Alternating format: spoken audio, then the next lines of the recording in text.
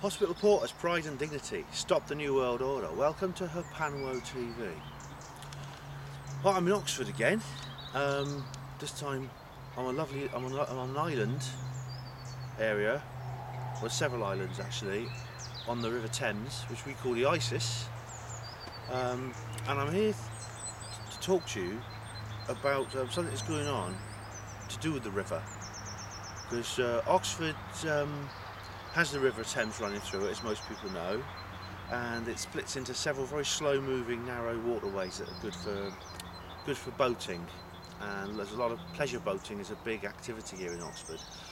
But for some people, it's more than an activity. There's a large number of people, several hundred of them, who live on the river in boats, and there's a very large community of riverboat owners in this area. And well, they're having a lot of trouble at the moment, you know. And I was speaking to somebody yesterday at work who lives on one of these boats. He's part of this community, and he's been explaining to me how boat owners are being harassed. The council is keeps on and on sending them letters, warning notices, sending officers around to threaten them. And there's something very fundamental about what's going on here, which is relevant to the New World Order and relevant to all the other things I discuss. And that is, it's the nature of the boat community itself. Because I mean, if you ever visit Oxford, then take a walk up from the canal terminus on Hythe Bridge Street, and you'll see a lot of them are moored there. A lot of them have permanent mooring rights to that area, and the boats are decorated. They're covered in paintings. They often have nice gardens in the mooring spot. They're window boxes, and as you see that vessel over there has solar power on it. So these people, I think, there's a culture here which is very, very recalcitrant, very, very individualistic, very nonconformist. In fact, I don't know if you're familiar with Philip Pullman and his books, The Dark Materials. They're some of my favourite books. I love them. It's a trilogy, and he used the Oxford boat community as characters in the book. The characters in the book called the Gyptians, the Gyptian culture, was inspired by the Oxford boat community. What's been happening is the council has been sending them letters telling them, for instance, warning them not to moor in particular areas, even temporarily, because you're allowed to moor in certain areas for a certain number of days. I think it's 8 days, and then you have to move on if you don't have a permanent mooring spot. Now the council's saying they're not allowed to moor in particular places at all, and the reason is they're using council land. Well, what land? The reason the council reckon they're using their land is because they're driving mooring irons into the ground, and they're saying stupid things like, well, you can moor here, but you have to find a tree to tie up your boat to. I mean, isn't that petty? Isn't that ridiculous? It's like these sort of like these posh suburbanites who complain because someone has, I know, the garden fence is half an inch too much one way. You know, that's their attitude.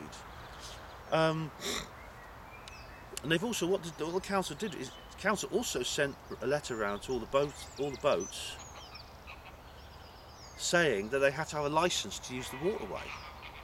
That means they have to get a special licence from the council to even have their boat on the river, whether it's moving or whether it's moored, which is absurd. I mean, the thing about it is, I mean, the rules are very clear in the waterway code. Basically, if you manage to get yourself a permanent mooring spot, which they're not very easy to find nowadays, that you can moor your boat there forever if you want. If you don't have a permanent mooring spot, you can moor it anywhere you like, as long as you move it within 8 days to somewhere else, even if it's just one berth along. You know, this is those are the rules in the waterway code. And what's more, one of my friends, one of the friends of the person I know at work, actually has a letter from the Home Secretary telling them this, saying that the council is out of order. And it's really absurd. It's now what he's wondering is, you know, why are the council doing it? Why are the council giving these people such a hard time? Well, I mean, the clue, I have to say, is in what I was saying earlier about them being very, very anarchic, kind of artistic people. They're very, very. They're rather like the hippies from 40 or 50 years ago. I mean, they are. That's their kind of culture. As you see, this guy here is generating his own electricity. A lot of them grow their own food. A very large proportion of them are self-employed, more than average. The boats are beautiful to behold. They're covered, especially the ones moored up by the Bridge Street. They're covered in paintings. Yeah, like I said, they're window boxes, things like that. Oh, excuse me one moment. Shut up. I'm busy. And for that reason, this is why they're being assaulted. I think this is the very reason they're being assaulted and they're being bullied and pestered in this way, right?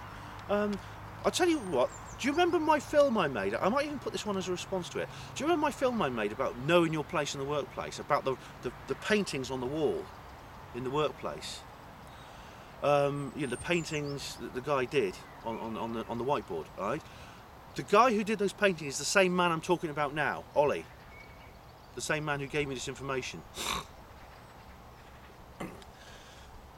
The truth of the matter is, it's this very reason. They're very recalcitrant. They're very nonconformism. This is why the council's harassing them. I think that's it. Because they're artistic. Because they're self-employed. What Ollie told me said to me when he brought the subject up. He said, he began giving the information by saying, "I'm having a very stressful time at the moment," and he went on to tell me about all this. But it's the fact that he's having a very stressful time. This is why they're doing it. It's not, the council, when they send these stupid letters round, they must surely have lawyers check them out to check if they can do it. And the lawyers must come back and say, no, you can't do it. But the council send the letters anyway. And this makes me wonder, their goal, what they want to achieve is not what, to bring in licenses and make stupid laws about mooring when they know they can't do that. The goal is to cause that stress. That's why they're doing it. That's the ultimate achievement. It's the ultimate aim. They are deliberately making life as difficult as possible, and putting these people under as much stress as possible. Ollie said it's social engineering, and I think he's right. I think it's the very non-conformism of these people. It puts them in the firing line. And I've experienced this myself. For being a non-conformist, I've been harassed for being a non-conformist. I'll tell you about that again sometime. It's a long story, but there's one particular incident that springs to mind. This happened before, many times before, with the hippies, like I say, in the 60s and 70s. They were badgered and pestered all the time, and this attack, this psychological attack, ended up in a real physical attack with the Battle of the Beanfield. What happened was some hippies gathered near Stonehenge, and this was in 1974, and Ted Heath was the Prime Minister. Ted Heath, the evil guy with the reptile eyes that scared David Icke shitless. He sent the police in basically to break it up. Break it up. I mean, did they walk along and say, "Excuse me, we're going to have to move along"? No, they took their batons, they dressed up in full riot gear, and they marched in, basically whacking anyone they could see with their truncheons. Even women holding babies were whacked. Many people were hurt. I think there was a couple of people killed. And basically the hippie community was destroyed and wiped out. The hippie community at that time wasn't like the drug-addled people you see driving around in beat-up lorries nowadays. These were people with their own individual economy. They lived among a system of free festivals where they exchanged goods by barter.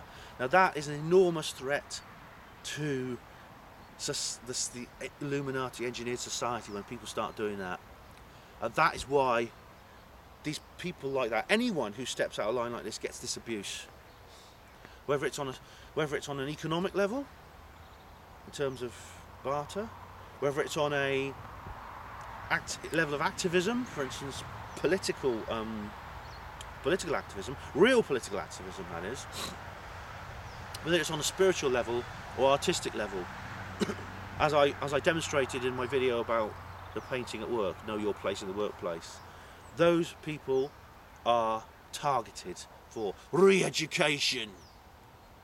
So you think we live in a free world? You think we live in a happy world?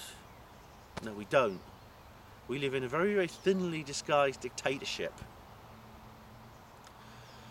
It's